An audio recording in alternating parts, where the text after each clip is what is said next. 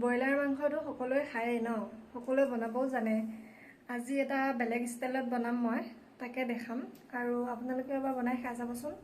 অকণো পানী নিদিয়াকৈ বনাম কুকাৰত, কেনেকুৱা লাগে। ময়ো প্ৰথমবাৰৰ কাৰণে বনাম। তাৰ বাবে মই ডাঙৰ ডাঙৰ দুটা পিঁয়াজ লৈছোঁ আৰু দুটা বিলাহী। এইখিনি ধুনীয়াকৈ এনেকৈ দীঘলীয়াকৈ কাটি ল'ব লাগিব। 400 গ্ৰাম মাংসৰ কাৰণে মই এনেকৈ ডাঙৰ ডাঙৰ দুটা পিঁয়াজ লৈছোঁ। ইয়াতকৈ বেছিও ল'ব পাৰে। ইয়াত মাংসখিনি দি ল'লোঁ। এতিয়া দিম পিঁয়াজখিনি। এইটো মাংস বনাবৰ কাৰণে আগতীয়াকৈ অকণমান যতন কৰি ল'লেই হ'ল। অকণমান সময় লাগিব আগতীয়াকৈ, তাৰপিছত ইমান কথা নাই আৰু দি দিলোঁ বিলাহী, সৰু সৰু বিলাহী দুটা।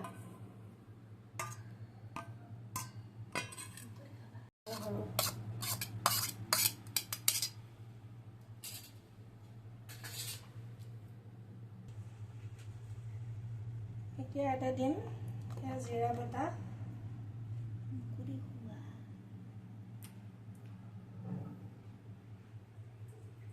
জিৰা অলপ দিছোঁ, গৰম মছলা,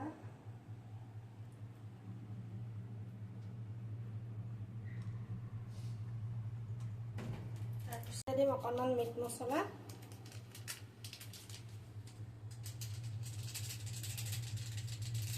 আৰু অলপমান ৰেড চিলি।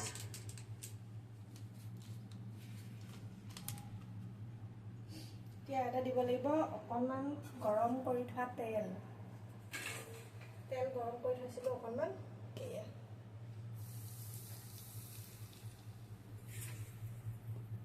তাতে দুটামান পাঁচফোৰণ দিছিলোঁ।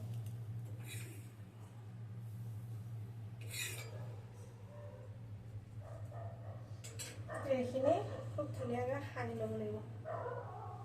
নিমখ হালধি দিব লাগিব।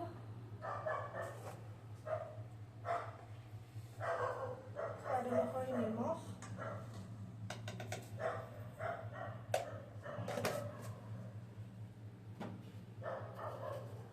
আৰু হালধি। যোগাৰখিনি কৰি লোৱাৰ পিছত ইমান কথা নাই আৰু, কুকাৰত বহাই দিলেই হ'ল। যোগাৰখিনি কৰোঁতে অলপ টাইম লাগে আৰু। এইখিনি ধুনীয়াকৈ সানিব লাগিব।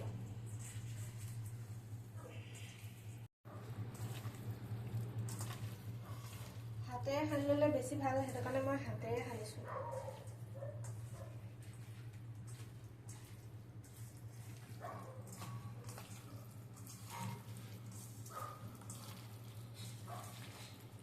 ধুনীয়াকৈ গোটেইখিনি মিহলি হোৱাকৈ মছলা, হালধি, নিমখ, আদা নহৰু মিহলি হোৱাকৈ ভালকৈ সানি ল'ব লাগিব। সানি হৈ গ'ল। এতিয়া কুকাৰটোত দিম। এই ৰেচিপিটো আজি ময়ো প্ৰথমহে বনাইছোঁ দেই। কেনেকুৱা হয় আপোনালোকক দেখুৱাম, লগতে ময়ো বনাই চাম আজি।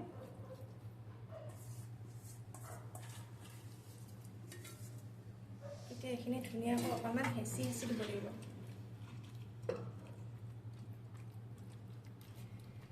হেঁচি হেঁচি দিলোঁ। ইয়াতে দিম এতিয়া মই আলু। মিডিয়াম চাইজৰ দুটা আলু দিছোঁ, আৰু দি দিছোঁ কেঁচা জলকীয়া দুটা ফালি।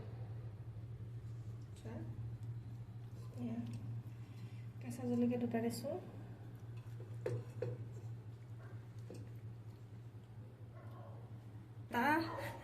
আৰু দিম এটা গোটা নহৰু। গোটা নহৰু দিলে মাংসখন বেছি ভাল লাগে বোলে। গোটা নহৰু এটা দি দিছোঁ। দি এতিয়া ধুনীয়াকৈ ঢাকনখন মাৰি 2-3টা হুইচেল আহিব দিলেই হ'ল আৰু।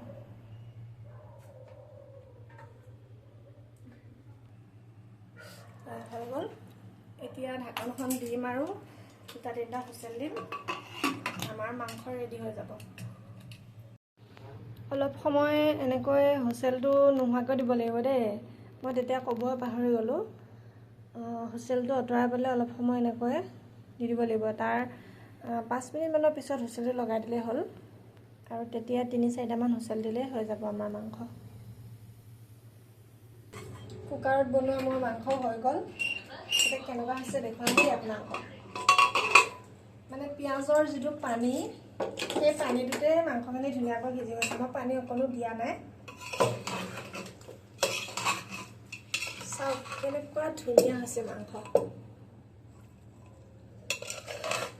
একদম বহুত ধুনীয়া হৈছে।